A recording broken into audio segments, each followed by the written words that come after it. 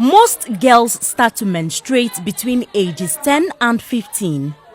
Every girl's body has its own schedule, but for many girls in rural Ghana, crossing into puberty marks the beginning of pain and shame. Fathers ignore and mistreat their daughters, most of whom miss school for a number of days every month because they either cannot afford or lack access to sanitary pads. That is the devastating reality for girls in several communities in Ghana's Upper East region. So this is how I always do it. Now do like this. So when I finish, I know now.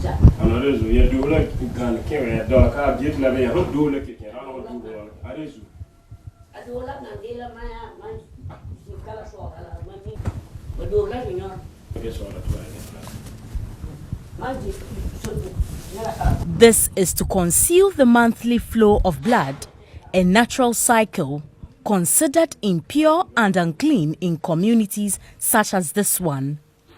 It is not difficult to guess why menstruation is not talked about. 15-year-old Ernestina Tule has been living with her father and grandmother for almost 4 years. Her mother quit the marriage due to frequent maltreatment from her husband each time she menstruates. Yes, if you even told him, he always said that he's not caring about it. Even that himself, he doesn't want to see it. Why? I don't know. Even when we were in Kumasi, that he built my mother bathroom for her, and she too is having his bathroom, all because of when she gets menses. Even if she gets menses and cook for him, he will not even eat. Ernestina's father confirmed his disgust for menstruation. Be an sabbat near moon, first I may walk. Mitime me jore wo me si dan be se na me ya adware wonche obi ya sa no pese wo jore nkura me ekro me ko me bi de do ma fe. I can't use the same bathroom with a woman menstruating.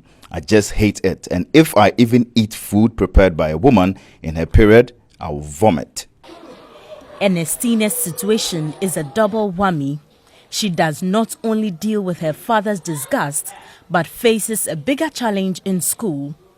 She misses school for at least 2 days during her 4-day menstrual period because she cannot afford the luxury of using a sanitary pad.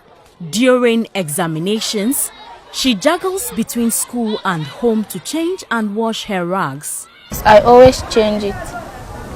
I'm having about 3 of them. If I get up in the afternoon like this, I will get up and go and bath and wash the other one. When I bath finish, I will go and change the other one. In the evening time, I'll wash that one and change the other one. Teachers in the Kandiga MA school say it is a worrying situation, but there is little they can do about it. My class, some of them, you see, maybe getting to 24th, 20, some of them will not come to school. If you ask them, say I was in my menstrual period, so I don't have pad, I don't have this. So due to that, they will not come to school. So unless if you have something, you just give it to the child to help the child. So it's a problem for some of the teachers. Does that affect them academically? Yeah, some of them. Because the person will be absent from school, definitely it will affect the child.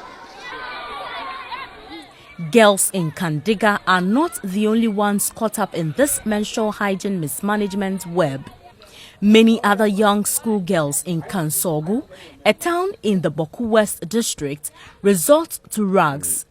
This is mainly because they cannot afford to buy sanitary pads that sell at 3 cedis or less. There's no money to buy. My mother told me, if he told me that there's no money, so we will use that one. I always feel bad. I feel bad. So me, I don't know tomorrow what will happen to me. Because school, if I sit and eat, came into my uniform, our school children will know, so they will laugh at me. For teachers in Kansogu, It would be of great help if schools were given sanitary pads periodically to ensure menstrual hygiene. Some always complain of getting money to buy pads. You know, some parents too, it's like the way they don't educate them how to use those things, they are not aware of it. To me, what I think will help is about the pad. Like, we the teachers, we can provide the pad to them always. So if we could get that help from anywhere, that will always help, or from government, that they always provide us with the pad, or always give it to them. That can also help. Adiza Kubura Al-Hassan is the district school health education program coordinator for Boku West. Parents don't talk to their children on these menstrual issues and sex education. They see it, I don't know, but they see it to be something that they should even discuss with the children. But most of the things the children go through, especially teenage pregnancy like this, is as a result of ignorance. And it is something that the SHEP unit is actually into very seriously. But these days, funding is a problem. Some of these activities that I said we have undertaken is as a result of support from NGOs. In 2014, Ghana's parliament approved a $156 million loan from the World Bank, part of which was to be used to provide free sanitary pads for schools. The sanitary pads were to be supplied to less privileged students under a scholarship scheme in the Ghana Secondary School Improvement Program. At the time of the announcement, the then minority in Parliament raised several concerns questioning the allocation of the sanitary pads. 4 years down the line, many schoolgirls in deprived areas continue to miss school because of either unavailability or unaffordability of the pads. Our interest in this matter took us to the Education Ministry. Catherine Mikado is the National Director of the Girls Education Unit. Well, I may say that I took this seat in 2014, but I also heard it in the air, but nothing of that sort came to us in the unit. Yeah, if they did it on their own, that one is a different thing. With the help of some individuals, some NGOs, they have been able to supply sanitary pads. And for us in the unit, we've also reached out to about 60,000 girls through the support from DFID.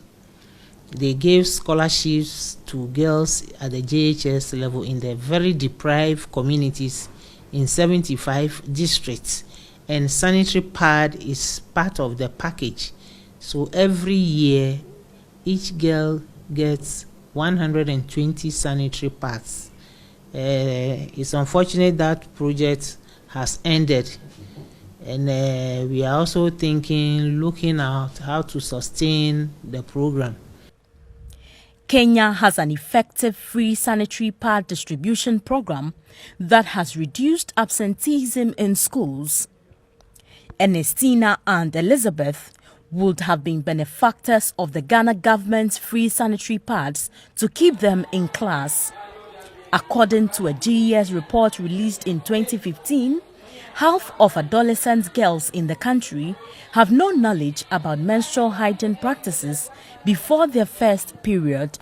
The report indicates that 95% of girls sometimes miss school for about a week due to menstruation, resulting in poor performance. Yet nothing has been done about it. Interestingly, there were some young girls who had never seen or heard about pads. Little Wonder One would ask if what we carried in our hands were biscuits. Action said that, is it biscuit? Why? Why were you asking if it is biscuit? Because it looks like biscuit, eh? Yes. Doctors continue to warn against the usage of rags and other materials during menstruation. If they use any rag that they find and it is not washed and dried before use, And even when they use, they don't wash and dry in the sun to kill as much as possible the bacteria that is in there. And they keep them in cool places. Then the chances are that you can get germs growing in the cloth. So now if they use this cloth, then they are also adding to the high chance of getting infection. And that is what will happen. So it is important that they don't use just any rag. For the first time in a long while, Ernestina and Elizabeth would use sanitary pads. This will last for a while, but what will it take for the government to walk the talk? Alice Aryeetey, GHOne News.